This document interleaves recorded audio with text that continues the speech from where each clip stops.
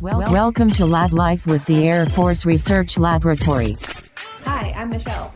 And I'm Kenneth. Hello, folks. Today we are joined by Dr. Kamran Ghiassi, a senior chemist and team lead in our Rocket Propulsion division, to discuss STEM outreach, satellite propulsion, and how teamwork makes the dream work. In 3, 2, 1. Hi, Cam. Welcome to the podcast. Hey, how are you doing? Pretty good. Now, you sit in our Rocket Propulsion division AFRL has a location at Edwards Air Force Base out in the desert of California. You guys like to call yourselves the Rocket Lab. We don't officially call it that, but we all know what we're talking about when we say Rocket Lab. So earlier in another episode of the podcast, we got to talk to Sean Phillips, who's kind of over your division. And he got to talk to us about, desert tortoises and, space fuel, all these things we heard about in Netflix's Space Force. But you're just on this podcast today to talk to us about the Big Bang Theory, right? Absolutely. Yeah, I'm here today to discuss the misconceptions of scientists and engineers and how we relate to the Big Bang Theory. And if there's time, of course, we can talk a little bit about career advice, I guess. Sounds like a plan. So, do you see yourself in the Big Bang Theory? So I like telling stories and ask anybody who knows me. Sometimes they may not be the shortest. This one I'll try and make worth your while. I was a young buck in grad school. This was 2013, 2014. I was leading a laboratory class. So I'm teaching this class and all the students are like, Cam, did you see the Big Bang Theory? Have you ever seen it? You're like Sheldon. And I've never seen the Big Bang Theory up until that point. So I saw an episode. And I told the student next time I saw them, very politely, I said, that is probably the most egregious insult you can ever give a scientist or an engineer. And they were like, oh, I'm so sorry, Cam. I didn't mean anything bad by it. And I'm like, no, it's all good. I like the Big Bang Theory is a fun show. I saw a couple episodes after that. It's not too bad. The problem, though, is that it portrays scientists and engineers in a way that is, it makes us all unanimously, or at least this is the interpretation I got, it made us all look like socially inept geniuses. Number one, we're not geniuses. Number two, not all of us are socially inept. Okay, a lot of us are, be honest, but like me, clearly. But it's not a fair depiction, because I know a lot of people that are this is why I mentioned this. The Big Bang Theory, at least the interpretation that I originally had, was that none of these guys and gals were approachable. One would be too scared to even ask them a question. And by and large, at least where I work at the Rocket Lab or the boonies out at Edwards Air Force Base. We'll talk about that, the location, probably later on. But most of us actually can hold a conversation, look at you in the eye when we talk. It's very misleading, this show. And I say that with jest. It does television well. That show is highly ranked and all that. But it doesn't really speak to the everyday average scientist or engineer on the bench. Don't get me wrong, you do see some of these folks and they're spot on depictions of Sheldon, but they're not exactly the most social folk now, are they? No, we've definitely met a lot of, scientists and engineers that could have the same job titles as characters from the Big Bang Theory. But, this podcast is supposed to show a little bit of the people behind the science. And you guys have personalities, and you don't have just one pair of pants you wear when you ride the bus like Sheldon. And, there's empathy, feelings, you probably cry and laugh sometimes. You might enjoy a cup of tea, all the stereotypes. But yeah, definitely some personalities in our laboratory. Yeah, and the motto in our group, jokingly or not, is Friday Cry Day. So going back in your personal history, this idea of trying to figure out how things work, you mentioned to us beforehand that a liquid nitrogen experiment helped really get you interested in chemistry, kind of what you do now. Can you kind of go into that history and what that's all about? Sure. So when I was in college, very, very young, long time ago, so I had an instructor, and this instructor, she's a professor at CSUN, And she did community outreach. And what she ended up doing was what we called in the department liquid nitrogen demos, liquid nitrogen demonstrations. What we would do, and I got involved like first week of my freshman year because I love outreach. Two, I love liquid nitrogen. I'll go over why I became a chemist a little after, but it's along the same lines. And the liquid nitrogen demonstrations, you basically would pour out liquid nitrogen, put it in a dewar, and then you show it next to a glass of water. And then one of the things you do is you show the kids, hey, look, they're both colorless liquids, right? But if you put your hand in water, nothing happens. You put your hand in liquid nitrogen, you get frostbite, you know? They didn't touch the liquid nitrogen, obviously. Things that we would do, you would take a rubber ball, freeze it in liquid nitrogen, you bounce it beforehand so they know that you're not doing any, magic or any of that. And then you freeze the rubber ball, you break it by throwing it, and it shatters, and they're all mesmerized by that. And then you see as the day goes on, a couple minutes later or whatever, the ball warms up, and those glass shards that broke it, all of a sudden now it's rubbery again. They're amazed by that. And as kids, that's more captivating to see that sort of demonstration right before your eyes than to go into the nerdy explanation behind it saying, well, liquid nitrogen freezes the rubber from the rubber state past the glass transition point. It forms a glass, and that's what actually causes the breakage in terms of the mechanicals. Kids, high school, middle school, elementary school kids have no idea what I just said. And I barely understand it, So the other experiments that would go into this would be breaking a rose petal, like a rose flower, by freezing the petals. You can shatter that.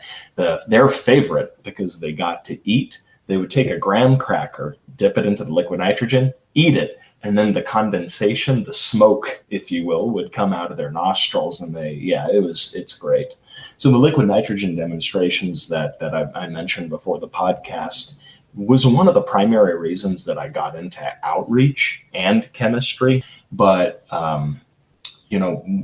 it's one of the reasons I love teaching. So I was an instructor too, part-time while I was at the lab. And I loved teaching while I was in Davis. And I also was an instructor at Cal State Northridge in my later years as an undergrad. Seeing the expression on somebody's face, that click moment when they finally understand that aha, that light bulb, if you want to go with the cliche expressions for it, seeing another person understand a very difficult concept, that's just, that to me, that gives you the feels. Because especially kids, let's bring it even further, especially helping out students, first generation college students, where they may or may not make it, to be able to assist in their success, to be able to outreach elementary, middle, and high school students that they wouldn't even have the knowledge to know what chemistry is, but then you planted that seed early on in their life. Who knows? They may be, quite literally, they may be your physician one day. Yeah, it's, I can go on and on and on this one, but I'll let you guys steer the ship on this. Well, that's what I think is so cool about this, is the fact that, especially in regards to chemistry, I remember back when I was learning in high school, a lot of these hands-on outreach experiments, whether it be my teacher or other folks coming in to show us things like working with liquid nitrogen, or even doing contained, I say explosions, not really. They use fire to show how a contained reaction can take place on your desk and not injure anybody, just how cool chemical reactions are. And I think that hands-on science is important, because on paper, you can explain anything in and out. But even I had difficulty with organic chemistry. I looked at it, it was, a lot of these numbers didn't make sense to me. But seeing it happen, I'm like, okay, I can see the direct result of how this affects an experiment, or why we'd want to research this. So, that outreach is super important. Did you guys ever put a peep in a vacuum? Because that's what we did in high school. Yeah, it was fun. I've heard of that experiment. I've never actually done that one. Yeah, in foods or experiments involving candy, the one that we did at AFRL is we put a gummy bear inside a bomb calorimeter to measure the combustion of sugar and how much heat that produces.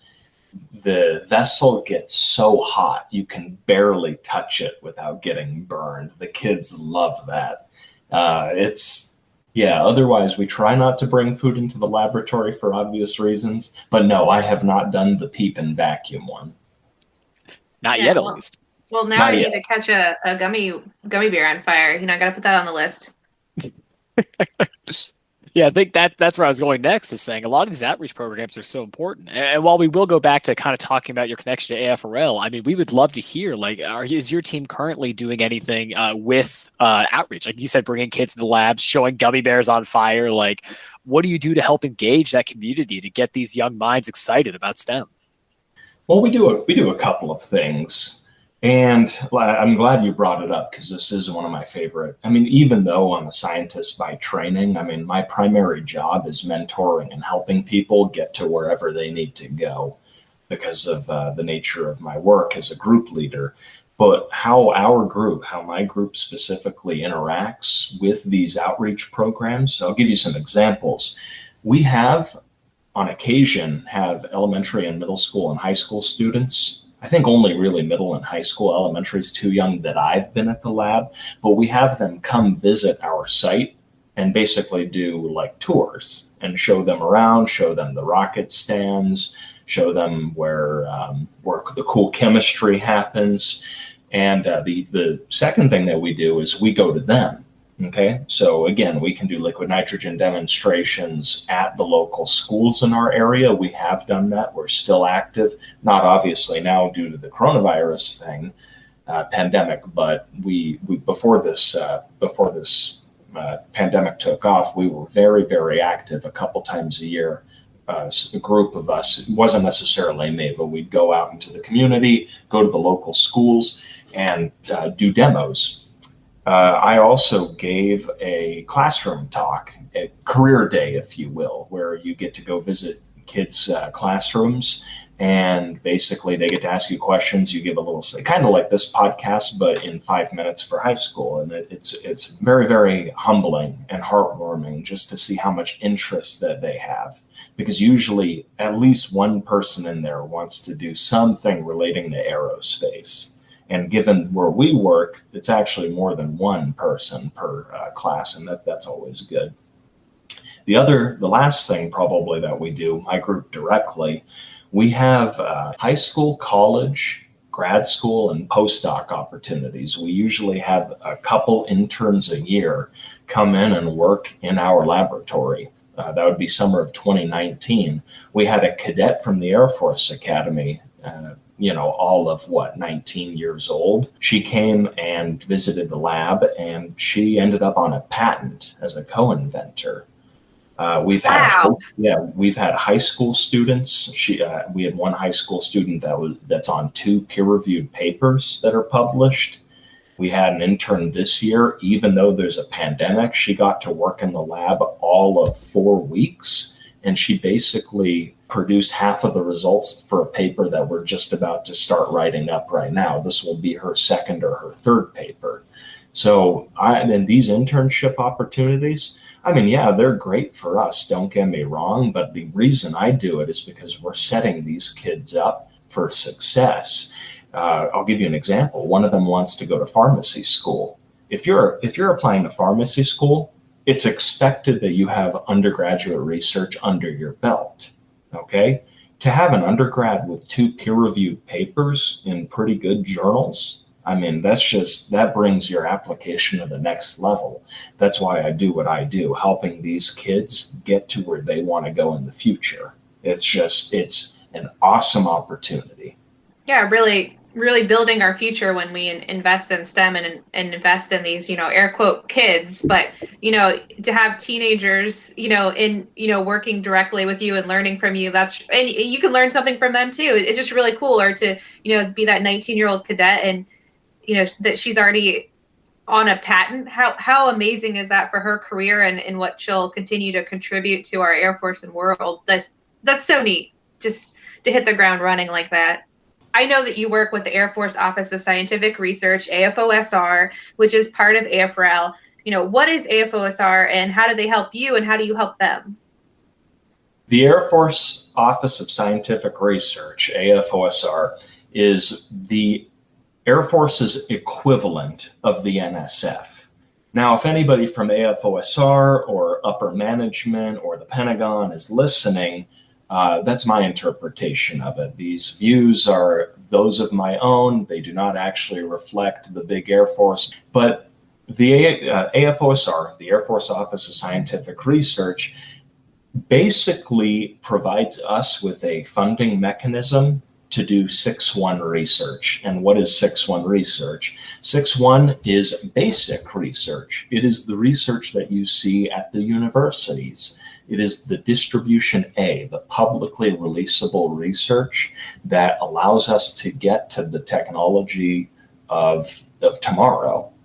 Without basic research, we can't really advance science or the state of the art because we don't have that fundamental understanding that is absolutely developed from funding sources like AFOSR, from basic or fundamental research. So what does AFOSR do for our site? Well, in addition to providing the funds, they also provide mechanisms to collaborate with universities. And in fact, some program officers mandate that there is some interaction with the laboratory. That actually might be a requirement now for AFOSR. I'd have to double check. But it really helps bridge the gap between academia, government, and even industry. So AFOSR really is the bread and butter for the Air Force and AFRL. It's the bread and butter for our basic research projects. You mentioned that they provide, one thing they do is provide funding and probably some general direction, like the NSF, which is the National Science Foundation. So, but this is within the Air Force. And then you talk about basic research. And I didn't know what basic research was until I came to work for the Air Force Research Laboratory.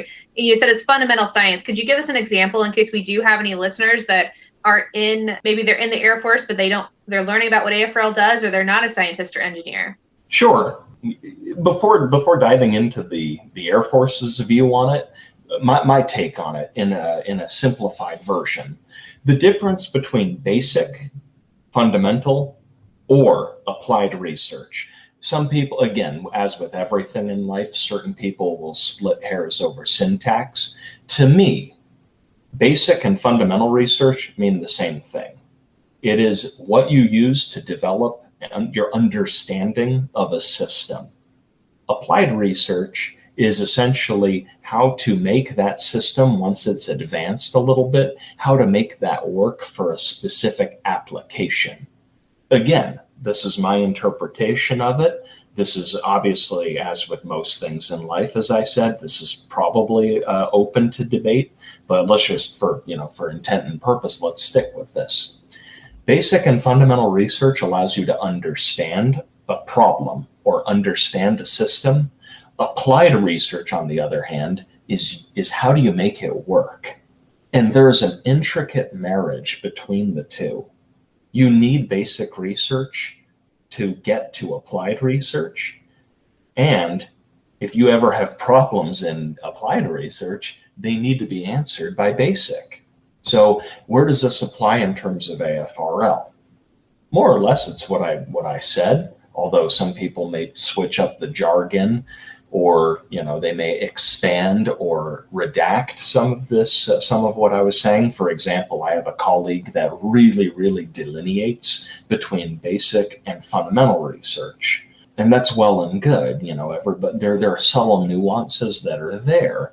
But in terms of AFRL, just to tie it home, AFRL, where I work, the Aerospace Systems Director at Rocket Propulsion Division, Propellants Branch, okay, just the full name if anybody's ever interested. We, as an organization, RQR, the Rocket Propulsion Division, we are only provided 6.2 and 6.3 funds. Usually mainly 6.2, applied research funds. We have to compete for the basic research, the 6.1 funds, and it has to still be in the scope of the Rocket Propulsion Division, our mission. And obviously that has to line up with the Aerospace System Directorate, and that has to line up with AFRL, and that has to line up with the Pentagon. You see where this is going. So we can't just be like academia and have complete freedom. And that's where I'm a little envious of them in a good way. Academia, you can research a cool problem and not necessarily have a direct application. But at AFRL, everything needs to be tied into the next step called tech transition or tech transfer. It's one of those things that we can't just go off and try and do research on how to additively manufacture ceramic unicorns. It isn't going to fly because there's no customer at the end. But the Air Force and our site agree wholeheartedly that basic research leads to applied research. You need both, and there is a nice marriage between the two. I hope this answers the question.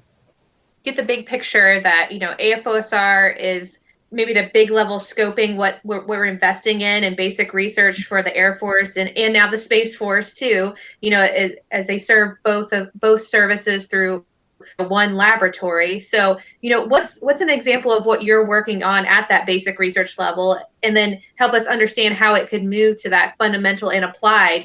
What basic things are you trying to figure out phenomena wise or basic research wise? That's a good question. I'll give you a couple of examples. So one of the projects that we are currently working on, we're developing new satellite propellants to be used in electric propulsion. So it's a mouthful. Let's break it down. The materials that we're working on are basically what a normal person would call like fuel for a car, right? Although there's a definition associated with fuel versus like, let's say, an oxidizer, but that doesn't apply in electric propulsion. What is electric propulsion?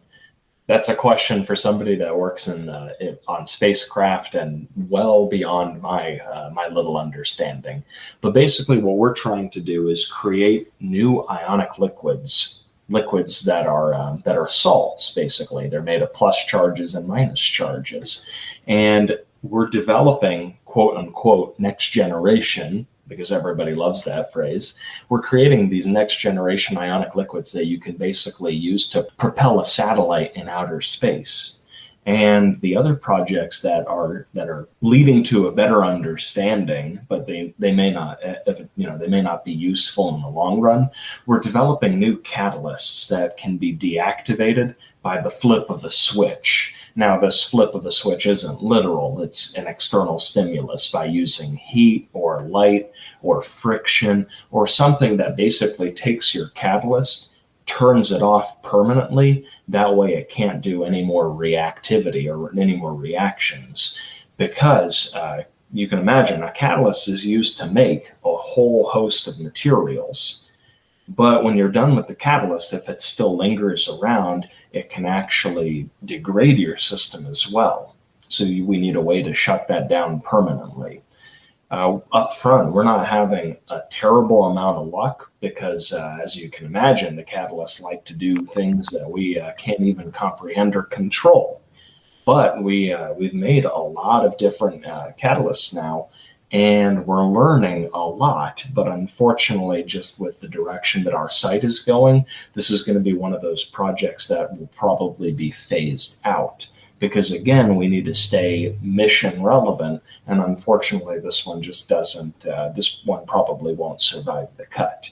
But to say we focus on the satellite propellants, then, which you're having success with, and your site has had success with, like the green propellant that went up on the GPIM mission and things like that most recently. So at the basic research level, if I'm translating this, and I'm learning as we're talking now, so you have these material of crystals and things like that, and you're researching how it works, but then the application gets to the point that it's going to be better for our satellites to move if they just need to move in general, or if someday like we're having them avoid collision with debris or something, this would be something that could be on the satellites, and this is a better fuel basically. For just a couple of clarifications, the GPIM mission was predominantly for chemical propulsion. So that actually involves combustion. You have, in this case, the material served as a monopropellant, and it decomposed to give you your thrust gases, and that's what created the movement of the satellite. Electric propulsion does not have the same thrust capacity as chemical propulsion. So what you're doing, imagine the electrospray or electric propulsion, in the form that I'm talking about, operates like this. Electrosprays do. Imagine that you zap, literally with electricity, you zap some of the propellant, you create ions, and those ions discharge into outer space. Physics laws say that when you have an ejection of particles, that's going to move the satellite ever so slightly in the opposite direction. And it's a very, very fine movement. That's why I'm saying it's not the same thrust. You don't get the same huge movement that you would in chemical, but you can envision that these fine movements could be used for reorienting the satellite ever so precisely and really operate fine movements versus coarse, if that makes sense. See, that's fascinating. So the idea then is that you're actually able to have far better articulation of these craft if you're able to get this up there. So like you said, you're able to either refocus on something. If there is something coming its way, you can very easily make sure subtly move it out of the way, and make sure that really it just ensures that this device keeps working at a maximum capability with little effort. So would that be something controlled from here then? You can just very easily type that in, micro adjust, carry on, or would this be more automated where it knows, hey, I need to adjust to keep this focus? I would hazard, this is not my field, I would hazard a guess to say that it's both. It's for sure the first one, because that, you have to, when you want to move a satellite, it has to have some manual input, but I'm sure that by now there's some automated process to keep it in an optimal position, probably related to the sun if it's solar powered, etc., stuff like that. But the one thing I want to mention, though, to really tie back to what Michelle was saying, this is a basic research project that may be useful down the line, but not necessarily the ideal solution. Why do I say this? If you wanted to do those fine articulation moments, Ken, your movements that you were talking about, Ken, they have other devices on the spacecraft that can do that. But one of the things that basic research provides is another path to accomplishing the same goal. Because you never know. I hate to say it, but there is no one size fits all solution when it comes to research and development. Otherwise, we'd all be unemployed, let's be real. Yeah, I wouldn't have anything to talk about. But no, that makes sense now, and that is the idea, that this is something that we're researching now, that we don't know exactly what the application is, exactly what it is, but we think someday it's going to be useful. Just like some guy 70 years ago or something was figuring out how the computer mouse might work before, most people even knew what a computer was. And, and the Air Force DOD, we're funding that sort of stuff. That's what this is about. So, and, someday when someone else is listening to podcasts or whatever they do in the future, maybe they'll talk about this propellant, electric propulsion, which I've never even heard of until today. So I think that helps me and probably our listeners that are less versed in basic research and your day job understand what you do at part of the time. Yeah, it's definitely, I'll be honest. I never knew what electric propulsion was until I started here. It's something that you learn as you go. In chemistry, it's called electrospray. And we use electrosprays all the time. For example, like I was talking about when we were referring to pop culture, gas chromatography, if you have a mass spectrometer coupled to that works almost exclusively by some sort of electrospray and nebulization, which is how the satellite propulsion actually works. And that actually bridges the two between, let's say, like a scientist and an engineer. Two ways of looking at something, you need that communication between both parties, and then you can come up with something truly amazing. But I was wondering though, connecting a lot of this together, part of our conversation, our pre-conversation we had before talking to you here, you mentioned something along these basic research lines and the work you do with the applied materials group with this kind of idea of tech pull versus tech push. Can you kind of go into what that means and how that affects your day-to-day or your group's actions? It's a very, very nuanced question, and it's similar to what Michelle was saying. Let's look at tech push, technology push. We may be working on something relevant, but not necessarily have an immediate customer, but it's still important to look at right now. That way it's on the shelf, ready to go when the need arises. That is what I would consider tech push. And as with everything, some people may split hairs over the definition. This is just my interpretation of these things. Versus tech pull is when you have an immediate customer in immediate need. They say, we need this technology now. Then that's what's driving the bus. They are pulling for the technology. So at our site, it is a mix of both. But right now, the dominating atmosphere is tech pull because of programs that are really, really emphasizing the cutting edge technology like additive manufacturing and things of that nature. And that makes sense because, tech push, tech pull, the nuances of it. The basic idea that I see is that AFRL is looking to solve, our airmen, our space professionals problems that exist today because they told us they need it, but we're also working with them to imagine what they might have a problem with in the future, along with, being experts in your own field to imagine, to have that thing ready to go because we've been working on it for decades when we get to that point. It's today and tomorrow's technology. Yeah, exactly. And I mean, this is where the age-old problem of money comes in. Ideally, in a perfect world, we'd like to fund everything. And if everybody had the resources they need, there's no issue. You have, I don't want to say 50-50, but you have a lot of people working on tech push, the really innovative technology that really, really, thinks outside the box. And you have a substantial amount of tech pull as well, solving real world problems that we need answers to right now. So yeah, it's a very, very tough balancing act, I would say, especially given the funding climates. It's just, it is what it is. When if you look across AFRL, for our listeners, you think about, problems that we don't think about, existing right now. Like we're in the middle of a pandemic. We're all recording this episode from home.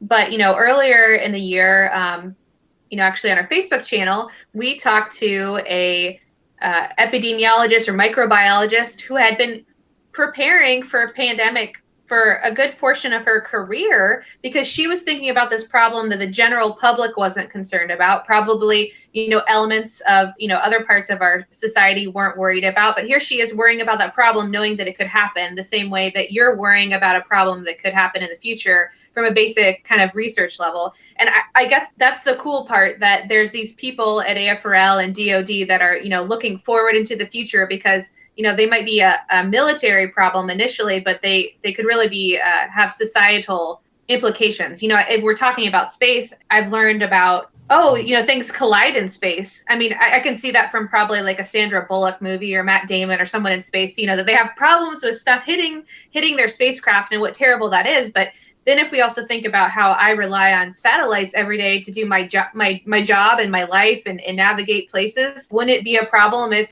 things hit our satellites? But we have people that are worried about, space situational awareness or finding different ways to move those satellites and micro adjust and stuff. So I don't know, I see that's how it all comes together to my everyday life, this push and this pull. Yeah, that's the nuts and bolts of it. It's when you think about the landscape of research and development or science and engineering or STEM or STEAM, or there's so much that one can do and research and still be relevant to some customer down the line. It really is an awesome time to be a scientist. I mean, the technology has gotten so much better in terms of chemistry from, like, say, the 1960s. It's what used to be somebody's dissertation, 5 years worth of work, is now the equivalent of something you can do in 1 week. It's fascinating. And in this case, I'm referring to something called X-ray crystallography. So tying a lot of that together, a thread we've had through this podcast is the importance of communications in terms of what technology you're working on or what applied research you're doing, and having people, whether it be our fans listening to this podcast or a family member, understanding what you do. Why is it so important to be at least, or what's the importance, I should say, of communications in the STEM world? And why is it so important to you specifically? It's a point that you made when we kind of first talked about this, like why you like to really tout that idea of being a good science communicator. Why is it important to communicate with other people, let alone the science aspect of it? If you are a brilliant person in your field, but you can't articulate your results, that obviously has a problem, because then you can't convey the importance, you can't convey the significance, you can't convey why it's even relevant. Now, couple all of that, that's where you get the Sheldon, if you will, from the Big Bang Theory. If you cannot communicate, and this was going back to what I was saying about outreach and intimidation and all that, being able to communicate your results, not just to anybody, but the general public. I mean, these are the United States tax dollars that fund basic and applied research. We are obligated, not just we should, we are obligated to provide some of these things back to the public. We owe the taxpayers an explanation of how their money is used. And one example of this we have to deal with is the Freedom of Information Act. Sometimes we get requests for specific pieces of information. But the point of the fact is, if you can't communicate your results to people, then when a funding decision comes down, how do you know that you may have the best science in the world, but if you can't convey the importance, for example, you won't get funded. Do you have any advice or best practices that you use in your life to communicate as a scientist? Absolutely. I was told in college early on this gem of a quote, and it stuck with me for, now it's been, college, 10 years. This quote in my mind is 10 years old. This professor told me, Cam, if you really know something, you should be able to explain it to your grandmother. I've heard several quotes in the years that basically say the same thing. If you really know a subject, you should be able to explain it to a 5-year-old, your mom, your dad, somebody who's not in your field, etc. You see where this is going. My advice on how to be an effective communicator, especially in science and engineering, is if you truly know a subject, you should be able to, and you should practice, explaining it to many, many different levels. For example, if you are communicating with a peer in your field, it could go something like this. Yes, the propellants that we made, the conductivity is sufficient. It should be able to be launched using electrospray or tested using electrospray, and that's peer-to-peer. If you explain it to management, you would say something like, yes, the conductivity is 50% more efficient. The thermal stability surpasses the state of the art. Okay, that's cool. And then what happens if you need to explain it to a 5-year-old? Then we would say something like, well, what do you do? Cam, what do you do? Our group makes propellant or fuel to make satellites move around in space.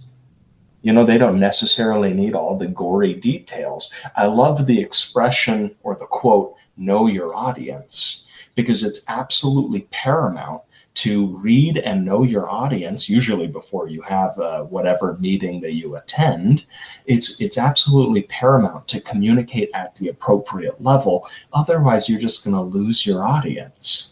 So being an effective communicator in STEM, it's not only important for the job, because, if you want to, for example, submit a proposal to somebody and they may not be a, PhD chemist, You need to be able to explain something that anybody would understand to convey the importance of your work, the impact, and any data or results that come up along the way. Absolutely. And even if you're not a confident public speaker and you're just in a meeting, you need to say this. I know that when I hear the science jargon, and I'm not a scientist, I have a business background. It's like that scene from Ferris Bueller's Day Off, where it's like, anyone. Ben Stein is like just rambling on because he's monotone, and he's probably talking about economics at a level that nobody gets. He's not tailoring it to his high school students so that they want to stay in the economics class. So our scientists, engineers, anyone listening, you need to think about your audience. And what better way than to think about, okay, I have a 5-year-old niece or nephew that I want them to know what I do. Can I break it down for them? And if they can understand it, then Ken and Michelle can understand it, and your friend that's not a chemist understand it, who might be the world's foremost rocket scientist or something, could be an extremely accomplished person, but they may not get chemistry because that's not what they studied. I mean, maybe rocket scientists do. That's maybe not the best explanation, but another type of engineer. Exactly. And something you mentioned something that reminds me of yet another story. Some of the most infuriating conferences, meetings, presentations that I see are the ones where the speaker knows that it's a general audience, and yet they're trying to bury you in mathematics that, dare I say, nobody really cares about except for like 2 other people in the room full of 100. And there's a time and a place for said detail and presentation, but when you're at a general conference, know your audience. Speaking of game-changing teams, so we've definitely touched on them in the past few questions, but something we know you had brought up, and we'd love to hear you talk about, is what makes your team so unique. You mentioned they're fantastic, awesome people, love sharing memes, do amazing work. What makes them so special and so geared to help face the challenges before them? One of my favorite questions ever. So I am a thorough believer of this quote, as cringeworthy as it may be. Teamwork makes the dream work. I would not be where I am or have accomplished what I have, without my team. The reason I love my team, besides them being great people, I mean, we hang out off hours, go hiking, do whatever. Life is good, not during the pandemic, but you know how it is. The people make the team, and teamwork makes the dream work. Our team is very unique in the fact that we have 10 people, and every single individual has a completely different background. Some have a PhD in organometallic chemistry. Some have a PhD in straight up polymers. Other people have a background in catalysis or analytical chemistry. The list goes on. Our group spans, if you go into generational theory, we are comprised of I think even Gen Z right now, all the way up to baby boomer. One is about to retire though. Generational differences, non-existent in my group. We do not really put too much stock in that. My group, the group that I'm in, the group that I have the pleasure and the privilege to run, is responsible for the enjoyment of coming to work every day and getting the mission done.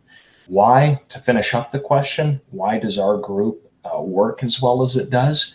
I do also believe in project buy-in.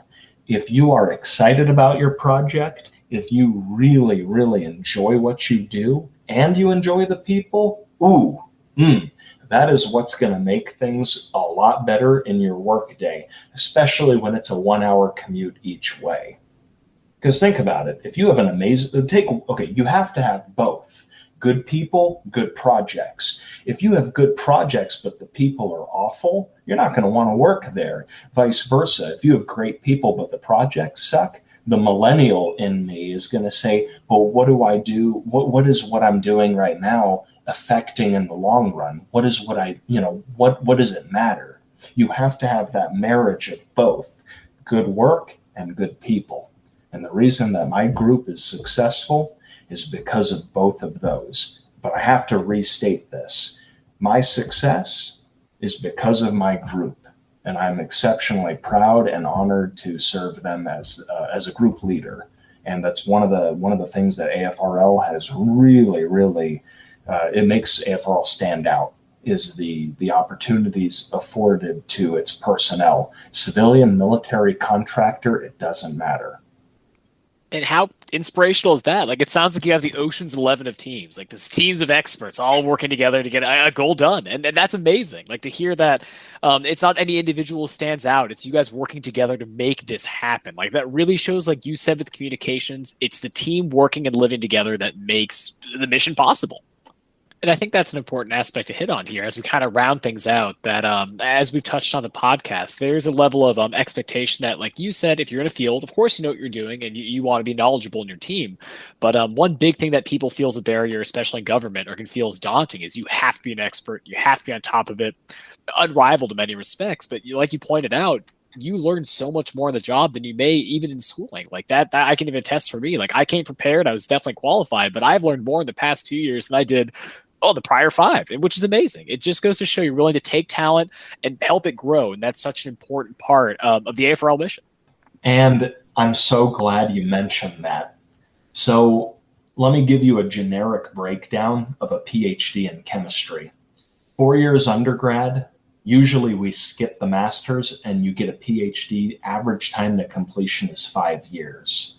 So somebody once told me, once you get your PhD, a couple of different quotes come to mind. You realize that you know nothing, and you know so much you are an expert in something so tiny because it's such a small subfield, and that's incredibly humbling. Really, what the PhD awards is the ability to really develop your critical thinking skills. So I'm very glad to hear that you say that you have learned more in the past 2 years than you did in 5 in school, because I wholeheartedly agree with that. I have learned more about this field in the past almost 5 years that I've been at AFRL. I didn't know anything about what I currently do when I started. Now, I knew the chemistry involved with it, like how to make certain classes of molecules and materials, sure, but if you were to say, Cam, in 2015 when I graduated, did I know what electric propulsion was? Dude, I didn't even know that was a thing. I had no idea that was a thing. That's, wonderful to hear in terms of not only teaching, working with teams, communications, the cool tech you did. We really covered a lot of topics today about your awesome career, Cam. So we just want to say thank you so much for meeting with us today and helping inspire our audience to not only get out there and live their dreams, but know that the lab has a home for many people, especially if you love chemistry. There's a place for you. Anytime. It has been my absolute pleasure and delight. Hopefully we can do it again if you and your listeners are willing. I just have one parting quote for everybody. And I really just feel compelled to say this. If you're new to STEM, if you're just starting out and it seems intimidating or daunting, I don't care whether you're a high school student, elementary school, or a postdoc or a grad student, wherever you may be. Just know that, what you're going through in terms of it being daunting, that feeling is normal. But don't let it stop you. The United States, as well as the entire world, let's be honest, we need the next generation of scientists and engineers. Don't be afraid of getting your hands dirty. Hard work obviously is important, but, follow your heart. And if that's science, reach out. There are opportunities at AFRL. And even if you don't necessarily want to work for the government full time, there are a lot of resources that AFRL has to offer. That is the perfect ending point. Thank you so much again. And folks, just like Cam said, please check out our website and reach out to local officials that may be connected to AFRL, or even through STEM programs when outreach kind of picks up more in person, or even over a Zoom like this. We're here to help you. There's one last thing, and if it makes it into the podcast, great. Even though we are 2-1, the Dallas Cowboys are still the greatest team ever. Thank you. Thank you again, Cam. It's been a pleasure. Yeah, thanks for all the deadpan humor. See ya. Make sure to follow us on social media at Facebook, Twitter, LinkedIn, Instagram, and YouTube at AF Research Lab. And remember, stay curious. Logging off.